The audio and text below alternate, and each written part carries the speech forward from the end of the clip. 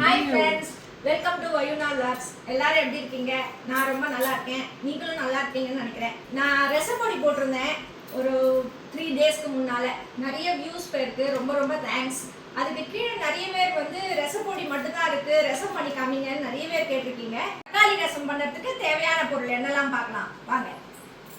First வந்து புளி எடுத்திருக்கேன். அதாவது எலும்புச்சம்பழம், சின்ன எலும்புச்சம்பழம் அளவு புளி. இதை நனைச்சி வச்சுருக்கேன். நான் இதில் போட்டு 1 கப்பு தண்ணி விட்டு அதில் வந்து நனைச்சி வச்சுருக்கேன். உங்களுக்கு அளவு காமிக்கணுங்கிறதுக்காக இந்த புளி எடுத்து காமிக்கிறேன். அப்புறம் 3 தக்காளியில் வந்து இந்த 2 தக்காளி பெருசாக இருக்குது பார்த்தீங்களா, இந்த 2 தக்காளியும் அரைச்சிட்டு மிக்சியில் அரைச்சிட்டு விட போகிறேன். இந்த 1 தக்காளியை வந்து பொடிசாக கட் பண்ணி அதோட ரசத்தில் போட போகிறேன். கருவேப்பிலை, கொத்தமல்லி, இந்த ரச பவுடர் வந்து இந்த ஸ்பூனால் 2 ஸ்பூன் எடுத்து வச்சுருக்கேன். இந்த ரசம் வந்து 4 பேர் சாப்பிட்லாம். நான் தாராளமாக விட்டு சாப்பிட்றவங்களா இருந்தாருன்னா 4 பேர் ரசம் சாப்பிட்லாம், அந்த அளவு பண்ணுறேன். பெருங்காயம், ஒரு 1/2 ஸ்பூன் சாம்பார் பொடி. இது வாசனைக்கு. இந்த ரசம் பண்ணும்போது இந்த சாம்பார் பொடியை ஸ்கிப் பண்ணாமல் போட்டுக்கோங்க, ரொம்ப வாசனையாக இருக்கும், டேஸ்ட்டாக இருக்கும். 2 பச்சை மிளகா, 1 ஸ்பூன் ஜீரகம். இந்த டீஸ்பூனால் 1 டீஸ்பூன் வந்து மஞ்சள் பொடி தேவைப்படும். உப்பு. இதெல்லாம் வந்து பருப்பு போடாமல் பண்ணுறதுக்கு. பருப்பு போடணும் அப்படின்னா 1/2 ஸ்பூன் இந்த ரசப்பொடி எடுத்தோம் பார்த்தீங்களா, அதில் 1/2 ஸ்பூன் வந்து தோரம்பருப்பை நல்லா வேக வச்சு இதோட தண்ணியை அதோட ஆட் பண்ணணும். அதுதான் பருப்பு ரசத்துக்காக. கடைசியாக வந்து டேஸ்ட் மேக்கர்னு ஒரு 1/2 ஸ்பூன் வந்து சுகர். இந்த தக்காளியை வந்து சும்மா ரஃப்பாக கட் பண்ணிக்கோங்க, நிறைய அப்படியே இதெல்லாம் கட் பண்ணோன்னா, ஏன்னா அரைக்க தான் போகிறோம். 2 பெரிய தக்காளியை நல்லா கட் பண்ணி எடுத்துட்டு நான் இந்த தக்காளி அரைச்சின்னு வந்துட்டேன். நான் இன்றைக்கி வந்து பாத்திரத்தில் தான், சொம்புன்னு சொல்லுவோம்ல, அதில் தான் நான் பண்ண போகிறேன். நீங்கள் வெறும் பாத்திரம் இருந்தாலும் பண்ணிக்கலாம். டேஸ்ட் வந்து சொம்புங்கிற போது கொஞ்சம் டேஸ்ட் வந்து நல்லாயிருக்கும். இருந்ததுன்னா பண்ணுங்கள், இல்லைன்னா வெறும் பாத்திரத்தில் பண்ணுங்கள். 2 தக்காளி அரைச்சிருக்கேன். அரைச்சி நல்லா அதுக்கு கொஞ்சமாக தண்ணி விட்டு நீங்கள் அதை நல்லா குலுக்கி விட்டுடுங்க. இப்போ இந்த ஸ்டேஜில் புளியை நனைச்சி வச்சுருக்கேன். இந்த நனைச்ச புளி வந்து உங்களுக்கு half an hour to 1 hour ஊறட்டும். நல்லா நீங்கள் வெந்நீர் விட்டு கூட ஊற வைக்கலாம் ஃபுல்லாக. நான் முன்னாடியே ஊற வச்சுட்டேன்.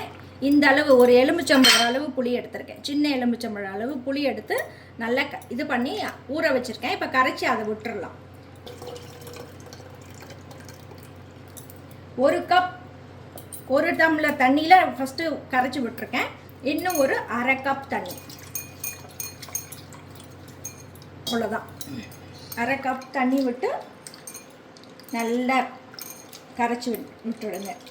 கரைச்சி விட்டுட்டோம். அதில் அந்த ஸ்டேஜில் வந்து நம்ம இந்த குட்டி தக்காளி எடுத்து வச்சுருக்கோம்ல, அதை நல்லா பொடிசாக எவ்வளோக்கு எவ்வளோ உங்களால் பொடிசாக கட் பண்ண முடியுமோ அவ்வளோக்கு அவ்வளோ பொடிசாக கட் பண்ணிக்காங்க.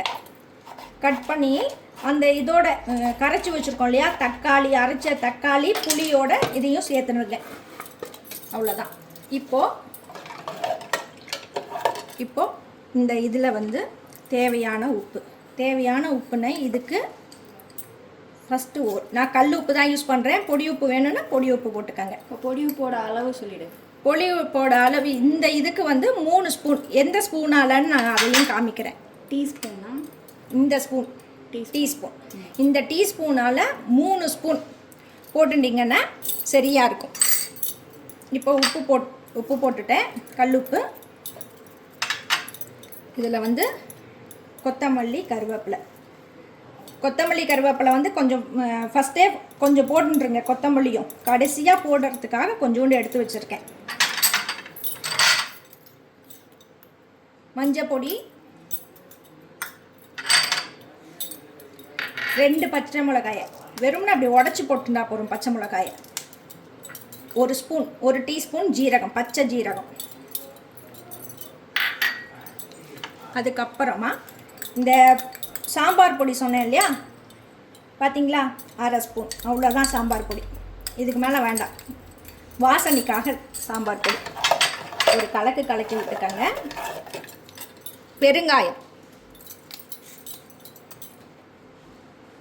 பெருங்காயமும் 1 டீஸ்பூன், பெருங்காயம் 1 டீஸ்பூன் போட்டுட்டு அதையும் கலக்கி விட்டுட்டு சுகர் எடுத்து வச்சுருக்கோம்.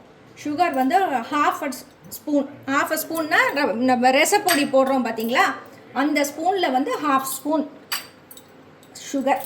இது வந்து டேஸ்ட்டு ரொம்ப நல்லாயிருக்கும். இந்த சுகர் போட்டிங்கன்னா போட்டு ஒரு தடவை ட்ரை பண்ணி பாருங்கள், எப்படி இருக்குன்னு சொல்லுங்கள். கண்டிப்பாக உங்களுக்குலாம் பிடிக்கும். இது எல்லாத்தையும் கலந்து வச்சுட்டதுக்கப்புறமா இந்த அடுப்பை ஏற்றி நல்லா கலக்கி விட்டுருங்க. கீழே கலக்கி விட்டுட்டு நல்லா அடுப்பில் ஏற்றுங்க. ஏன்னா ஈய பாத்திரத்தை மட்டும் அப்படியே வெறுமனே கேஸ் மேலே வச்சிடாதீங்க. வச்சிங்கன்னா உருகி உள்ளே விழுந்துடும். அதனால் வந்து இதை மாதிரி எல்லாத்தையும் ரசத்துக்கு வந்து எல்லாத்தையும் கலந்துட்டு அதுக்கப்புறம் மேலே வச்சுட்டு கலக்கி விட்டுருங்க. இப்போ நான் வந்து ரசப்பொடி போடலை. அண்ட் கடைசியாக இந்த புளி வாடை போடணும். நல்ல புளியும் தக்காளியும் அரைச்சிருக்கோம்ல, அது ரெண்டும் சேர்ந்து நல்லா கொதிக்கணும். அதோட புளி பச்சை வாசனைன்னு சொல்லுவோம்ல, அது நல்லா போகணும். அது போனதுக்கு அப்புறம் தான் இதில் ரசப்பொடியை ஆட் பண்ணணும். முன்னாடிலாம் வந்து ரசப்பொடியெலாம் வந்து பார்த்திங்கன்னா இது பார்த்துருக்கீங்களா, இந்த உரல் இதில் தான் இடிப்பா பொடியெல்லாம் இடிக்கிறதெல்லாம். இப்போ தான் வந்து அப்படிலாம் கிடையாது. இது நான் குட்டியாக வாங்கி வச்சுருக்கேன். இப்போ கலக்கி விட்டுடுறேன். இது கொதிச்சுட்டு இருக்கட்டும். அதுக்குள்ளே வந்து எங்கள் அக்கா 2 பேரும் வந்திருக்காங்க. இது வந்து என்னோட பெரிய அக்கா, இது என்னோட சின்ன அக்கா. ஹாய். எங்கள் பெரிய அக்கா வந்து இப்போ கேட்ரிங் பிஸ்னஸ் பண்ணிட்டு இருக்காங்க. அதாவது பெருசுனா கேட்ரிங்னா ரொம்ப பெருசு கிடையாது. சின்ன சின்ன ஈவெண்ட்ஸுக்கு வந்து ஒரு 25 மெம்பர்ஸ் இருந்தது, 25 to 50 மெம்பர்ஸ் இருந்ததுன்னா அக்கா பண்ணி கொடுத்துருவாங்க. என்ன மாதிரி டிஷ் வேணும்னாலும் உங்களோட ஆப்ஷன் தான் அது. பிரேக்ஃபாஸ்ட் வேணும்னாலும் அந்த மாதிரி டிஃபன் ஐட்டம், பிரேக்ஃபாஸ்ட் கிடையாது, டிஃபன் ஐட்டம் இருந்தாலும் பண்ணி கொடுப்பாங்க. Combo north Indian, south Indian எல்லாமே பண்ணி கொடுப்பாங்க அக்கா. உங்களுக்கு ஏதாவது வேணும் அப்படின்னு காண்டாக்ட் பண்ணுங்க. அப்போ உங்களுக்கு எனக்கு நீங்கள் இது பண்ணியிருந்தீங்கன்னு நான் உங்களுக்கு அவங்களோட நம்பர், காண்டாக்ட் நம்பர் எல்லாம் தரேன். கொஞ்சம் சப்போர்ட் பண்ணுங்க. ஆனால் சர்விங் கிடையாது, ஒன்லி குக்கிங். சர்வ் பண்ண முடியாது, சர்வ் ஆள் கிடையாது. ஸோ சர்வ் பண்ணல, குக் பண்ணி கொண்டு வந்து நீட்டாக பேக் பண்ணி எல்லாம் டெலிவரி பண்ணிடுவாங்க அக்கா. சூப்பர். சரி, கொஞ்சம் டிஸ்டன்ஸ் இருந்ததுன்னா டிரான்ஸ்போர்ட் சார்ஜஸ் மட்டும் எக்ஸ்ட்ரா ஆகும். Super, very good. கரெக்டா எங்க அக்கா எல்லாத்தையும் கிளியரா சொல்லிடுங்க. எங்க அக்கா எல்லாம் வந்து அழகா, என்னை விட அழகா சூப்பரா சொல்லிடுவாங்க. உங்களுக்கு கரெக்டா புரிஞ்சிருக்கும்னு நினைக்கிறேன். இது நல்லா கொதிச்செடுத்து பச்சை வாசனை போகிற அளவு கொதிச்செடுத்து தெரியுது. நான் வந்து அடுப்பு மட்டும் சிம்மில் தான் வச்சுட்டு இருக்கேன். ஏன்னா ஈய பாத்திரங்கிறதுனால சிம்மில் வச்சு தான் எப்பயுமே பண்ணணும். ரொம்ப பெருசாக வச்சிடக்கூடாது. ஈவன் ரசம் எல்லாம் உள்ளே இருந்தால் கூட அப்படி பண்ணக்கூடாது. நல்லா கொதிச்செடுத்து இந்த ஸ்டேஜில் வந்து எடுத்து வச்சுருக்கோம் பார்த்தீங்களா ரசப்பொடி, 1 ஸ்பூன், 2 ஸ்பூன். இந்த ஸ்டேஜில் ரசப்பொடி போட்டிருக்கோம் இல்லையா, அந்த ஸ்டேஜில் வந்து ஒரு 1/2 டம்ளர் தண்ணி விடணும். கொஞ்சம் புளிப்பு, எப்பயுமே ரசத்துக்கு வந்து புளிப்பு கொஞ்சம் தூக்கலாக இருந்தால் தான் டேஸ்ட்டாக இருக்கும் உங்களுக்கு.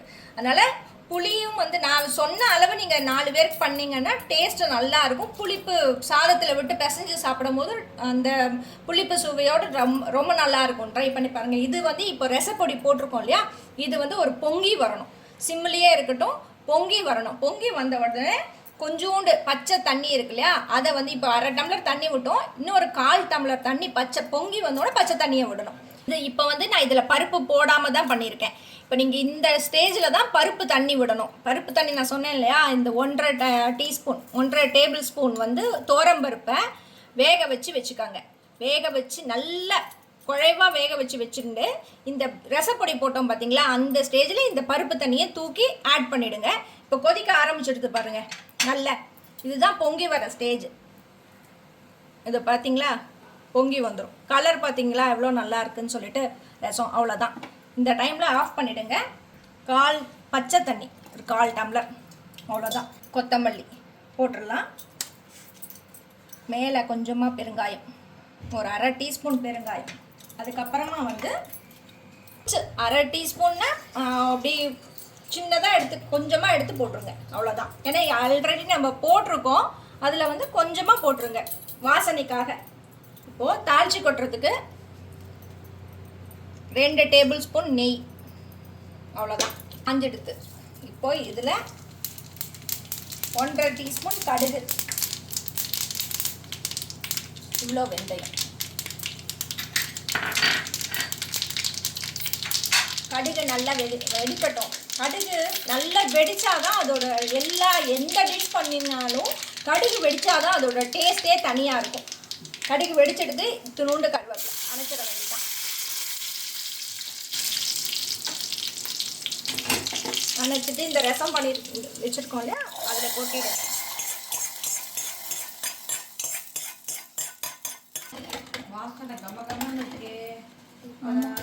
எங்க அக்கா சர்டிபிகேட் கொடுத்துட்டாங்க, வாசனை நல்லா இருக்கும். டேஸ்ட்டும் பார்த்துட்டு எப்படி இருக்குன்னு சொல்லவா?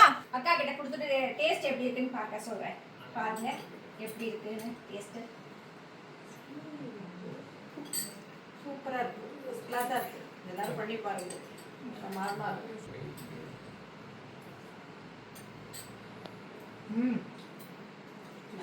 தேங்க்யூ. சூப்பரா இருக்கு. எல்லாரும் இதை ட்ரை பண்ணி பார்த்துட்டு எப்படி இருந்ததுன்னு சொல்லுங்க. பிடிச்சிருந்தா லைக் பண்ணுங்க, கமெண்ட் பண்ணுங்க, சப்ஸ்கிரைப் பண்ணுங்க, மறக்காம ஷேர் பண்ணுங்க. தேங்க்யூ. இன்னொரு வீடியோவில் பார்க்கலாம்.